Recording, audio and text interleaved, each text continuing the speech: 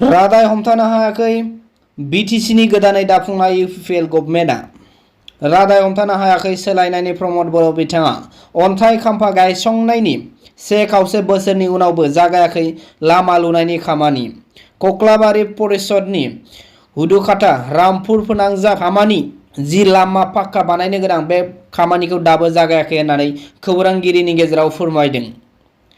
रादाय बायदियै बाक्सा जिल्लानि कक्लाबारि परिषदनि सिङाव थानाय हुदुखाथा रामपुर फोनांजाब लामानि पाक्का खालामनाय खामानिनि थांनाय 1.5 सिगां अन्थाइ खाम्फा गायसंदोंमोन बिटिसिनि गाहाय मावफुंगिरि प्रमद बर' बिथाङा, नाथाय दासिम मावफुङाखै। जायगानि सुबुंफोरा जोबोद दुखु फोरमायदों।